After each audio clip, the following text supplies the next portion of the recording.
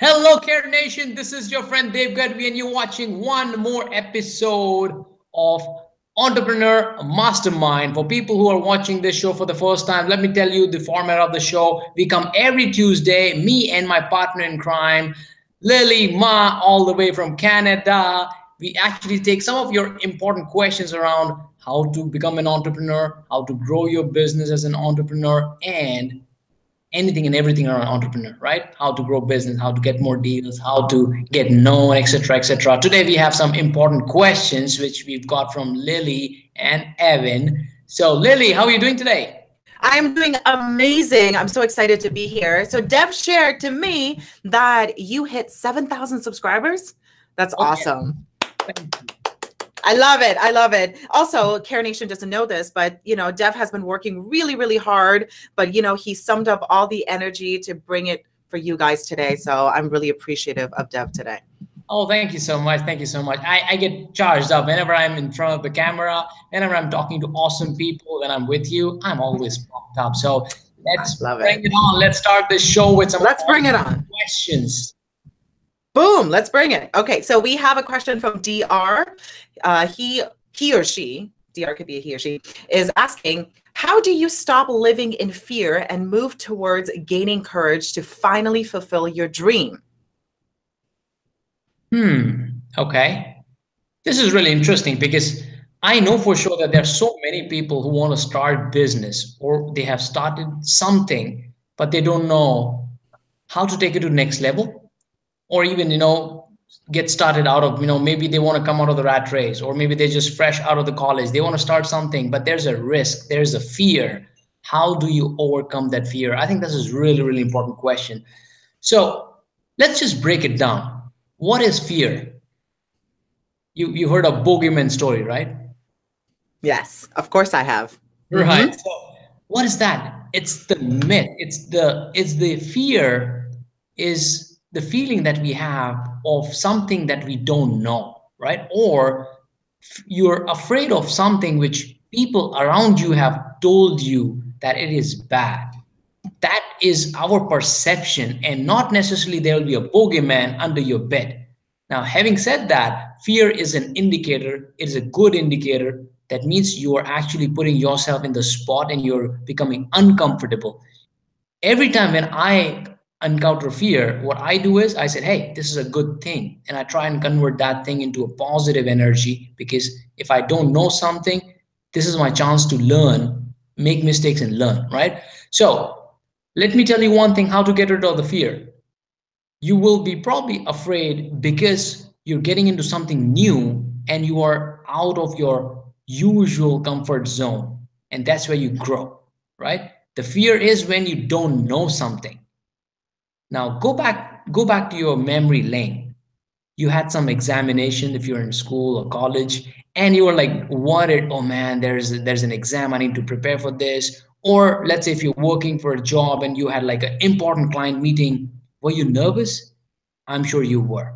Now I want you to go back and think of those days where you had the same exact situation in the exam or with important client, but you were fearless. What was different between those two? The first situation was when you do not practice, you do not know what to say or what to write in examination, and that's why you were afraid. The lack of knowledge and lack of practice, the unfamiliar ground is something that was your bogeyman. But same situation was put to you where you were comfortable, where you knew something, and then you conquered your fear. And guess what? I'm sure we all know the result. You graduated. I hope you did. And then you also got the deal with the important client. Okay, so whenever you face the fear, ask yourself a question. Hey, what do I not know? Why am I so worried? Okay, probably I need to do my homework. I need to understand, I need to learn, and then just go for it. Okay, more you tune your mind to take care of the fear and just stay against your will, that's when you become a better version of yourself. Hey, I recommend one amazing book which is by Mel Robbins, The 5 Second Rule. And I think Lily is nodding her head. She has also read her book. So 5 second rule is amazing because your mind has the safety net. It always tries to tell you negative things about situation because they, your mind tries to protect you, but not necessarily it's a good thing for you. Of course, in most of the time, your instinct is good. Like you don't want to fall off the cliff, right? If you're standing on the edge of the cliff, and that fear is good because it's trying to protect you, and it's trying to save you. But hey, talking to a stranger, it's not life and death situation, but still your mind tells you, hey, red alert, and you back off. That is a 5 second window when you tell yourself that 5, 4, 3, 2, 1, go, and then you just do it, okay? Because your brain will cook up some stories, some negative stories, and your feeling will disappear of taking that action. So I think that is some of the tactical things which has worked for me recently. And just do this, and I'm sure you will be able to overcome the fear. Know everything, learn, practice, rehearse, and then just do it. Okay, these are just three steps, and more you do it, you will be able to conquer your fear. So Lily, over to you. I love it. Dev's on fire today. He's on fire. I agree with you. First of all, you do need to prep and make sure that you're ready. You don't want to ever put yourself in a position that you could get embarrassed because of lack of preparation. I'm going to bring it down to the basics. I'm going to bring it down to the basics of the sensations in our body. When you really just focus on the sensations in your body, think about it. When you're feeling fear, Dev, where do you feel it? How do you feel it in your body? Oh, well, I have got sweaty palms, Mm-hmm. little chills, little stomach, Mm-hmm. turning off, and getting butterflies. So yeah, these are something, maybe sweat. And Nice. but majorly it's because of my brains. Yes. And how do you feel when you're excited in your body? Okay. Well, I think the same feeling, right? I get Okay. really same butterfly stomach, and anxiety, and sweaty palms, and yeah, I think similar feeling. So it's exactly the same thing. I think we just call it different things when it suits our purpose. We're like, oh, this is fear and anxiety, or this is excitement. So I would say that really harness that fear and use it to your advantage. Like when I'm feeling that sweaty palms, something in my stomach, I was like, this is the right thing for me. I'm going to just step right in. And it's like, I use fear that feeling as a compass to do something important. It shows to me that the stakes are high. This is important work. Like right now, I'm talking to you. I'm feeling sweaty right now because this is important, but I'm also very, very excited. So just bring it down to the basics. Stop, like you were saying, get out of your head, really connect with yourself. And if you're prepared and you know what you're doing, there's no need for you to be afraid at all. And for this person, they really want to fulfill their dream. Fulfilling your dream is a scary task because there's fear of rejection, fear of failure, all sorts of things tied to it. Connect with your body and just move forward. That's what Yeah, I got. absolutely. And if you're an entrepreneur, hey, you need to know a lot of things, right? The people say that, hey, just take a leap of faith and your parachute will open. Well, that's a bunch of garbage. Okay, you need to first learn, you need to understand how the business work, and then you jump and then take a leap of faith. Because by just jumping and taking leap of faith without having a parachute, maybe it's probably a school bag, and you'll just boom. So yeah, so learn everything, follow the mentors, follow the Yes. gurus, do everything you can, take the calculated risk so that even if you fall, you don't die. Okay, you need to survive so that you can make it big someday. Nice. School backpack. I love your analogies. So good. Okay, on to the next question. I think this is both our favorite question. It says, I'm a life coach. It comes from Tracy. I'm a life coach, but I haven't started charging yet. When is it the right time to charge my clients? Hmm. That's a good question. So let me just, tell you what I did. I'm also in similar industry. Lily also is in similar industry. Coaching, mentoring, and doing a lot of workshop and all. So for first 1.5 years, 2 years, I just gave, and gave all the knowledge, all the wisdom, whatever I learned from the books, from following great mentors like Evan, Dan Law, Grant Cardone, everybody, whatever I learned, I just shared through it. If it was through text, it was through video, through audio, whatever it was, I just gave. And then there was a time when I realized that, I'm getting a positive response and people are reacting positively to me. I built my community. And then there was a time I did not even have to think about, hey, I need to start charging. It was the market which told me that, hey, I'm providing enough value, and they reached out to me saying, hey Dave, we have so and so workshop, we have so and so speaking engagement, we would want you to have as a guest speaker. And then boom, I started making money. Similarly, people reached out to me, Dave, do you do some coaching around this and this, can you help me? I said, yeah, why not, I do that, that's just right up my alley. So number one is marketplace will start telling you. That's number one.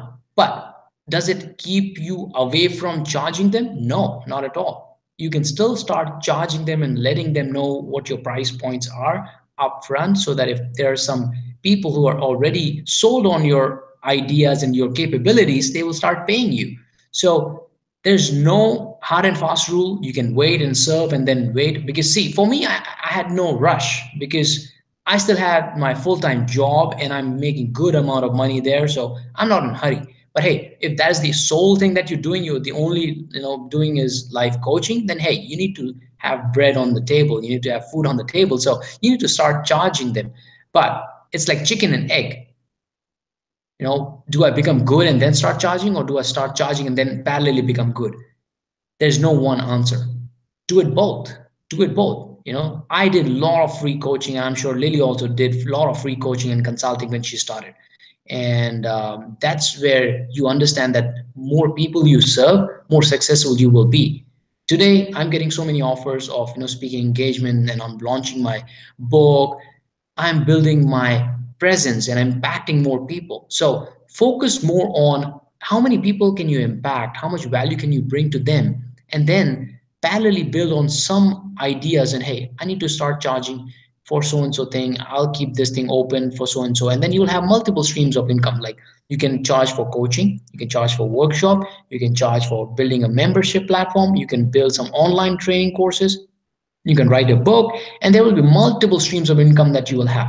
So I hope this answers your question, Tracy. There's no straightforward answer. It completely depends on you and your comfort zone and the level of brand that you've already built for yourself.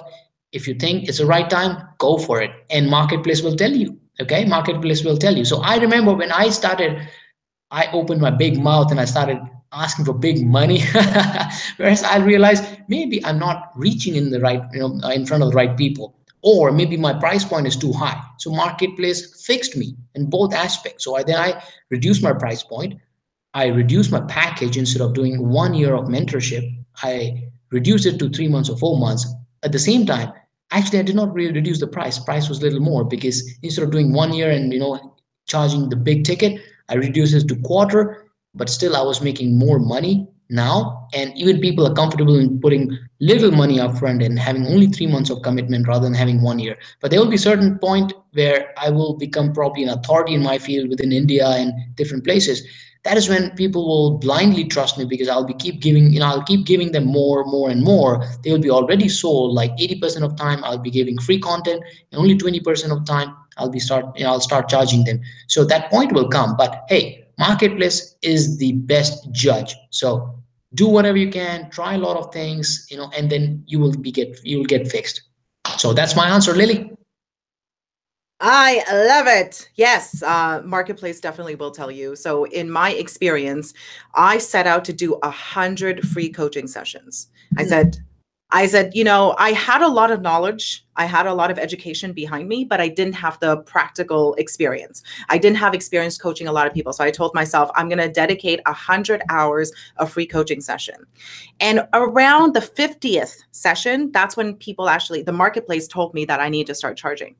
Because I had a woman saying that, this is amazing, Lily. This is what I've been looking for. You're better than a therapist. I mean, all the therapists out there, I have so much respect for you. I study psychology myself, but that's what she said. She's like, this is amazing. How much do you charge for a session?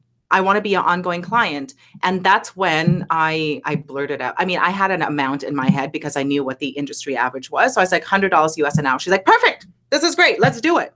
So the marketplace told me, but I still continue to do 50 more free coaching sessions, because I believe that, number one, I committed to that number. And second is just getting exposure to a lot of people, seeing the common patterns that hold them back, seeing what works for them, what doesn't work for them. There's a lot of work that needs to go into it.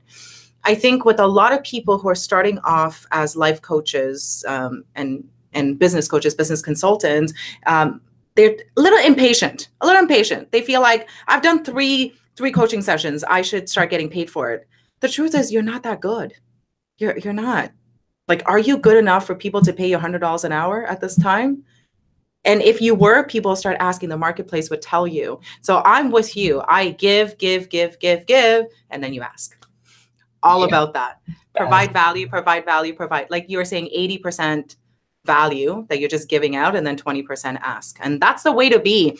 And I think people sense it when you're doing it for the money versus for the sheer care. You know, for Dev, it's good because you have another stream, you have other streams of income. You weren't relying on that. I think people kind of get themselves in the situation that they become very desperate for cash.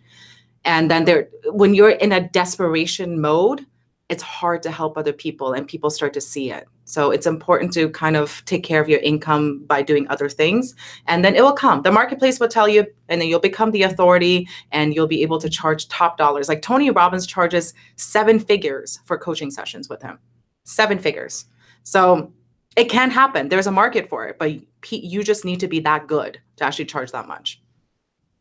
I am with you. And I love that answer. Yeah. All right. 100 coachings, Lily. Huh? Yeah, I did 100 free coaching sessions, 100. And we did that through promotions. We did that through contests, through Evan Carmichael's channel. We did a lot of giveaways. Yeah. To date, I looked at all the people I coach over 300 people. That is a lot. It's a lot. Really good number. That's what it takes. That's what it takes to get to that point. Again, education is very important. Knowledge is very important. All of that's very important, but the practical experience is even more important sometimes. Yes. All right. On to the next question, Dev. This is the last one. I can't believe time is flying so fast, Dev. It's amazing. Last question comes from Sai. Sai saying, I desperately need more confidence. How do I increase it? Sai, my man. So, look, Sai, I think the confidence comes from know-how. A lot of people say that, hey, fake it till you make it. Yeah, it will help you little bit, maybe, little bit.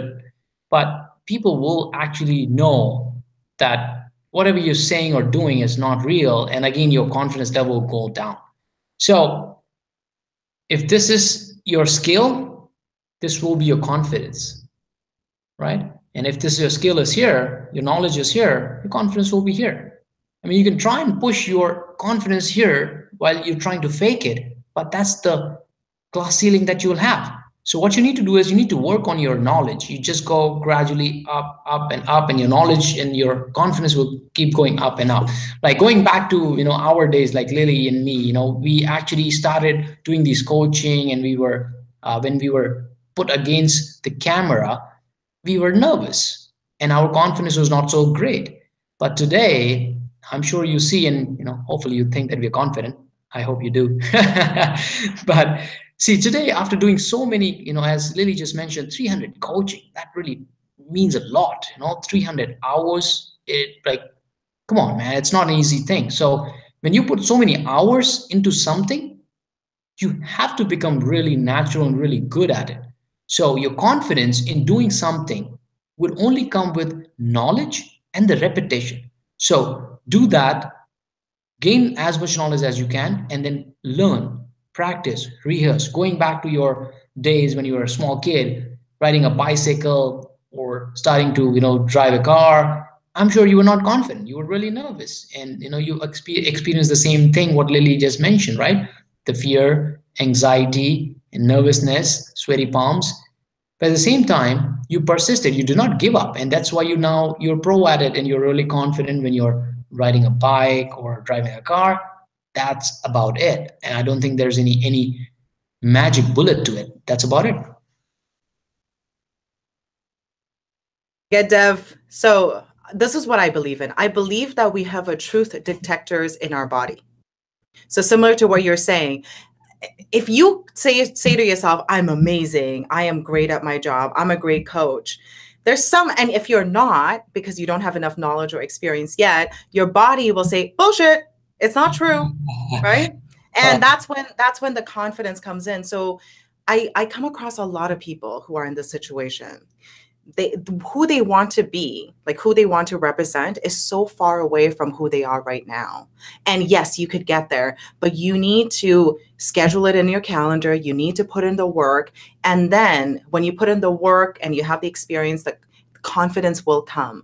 I think you're so right. It's fake it till you make it. It works in the moment. Like, you change your posture, you could change it a little bit, but really, eventually our body is going to say, our truth detector is going to say, this is a lie. This is not true. And that's when a lot of like confidence issues happen. So I do agree with you. And if you're not an authority in your field yet, for people who are watching in Sai's situation as well, and you don't have the confidence, take the mindset of a learner, like what Dev is saying. Think about when you were a kid. Take a mindset of a learner, take a mindset of documenting your journey, and eventually you will become an authority in your field, and you have full confidence in saying that you are an authority because you earned it and you deserve it. Oh, I so love it. I so love it. The bullshit detector example was really good. Your body is a good detector. We have it. I've had it. Okay. So my own personal story.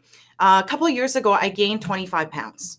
I gained 20 pounds because I was not taking care of myself. I was really stressed out. When was that? Like 2-3 years ago. Oh, long time. Okay. Long time ago.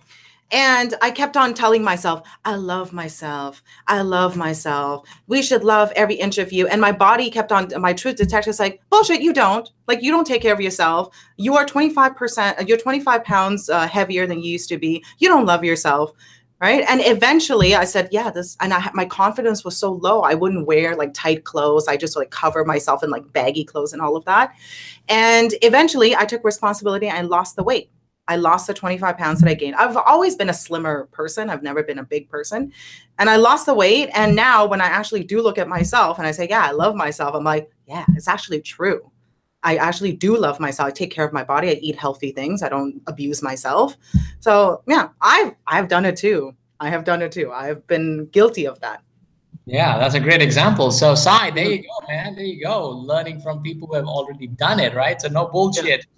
Right. Great. So I think we are through with all three questions. I want to acknowledge people who have joined us live today.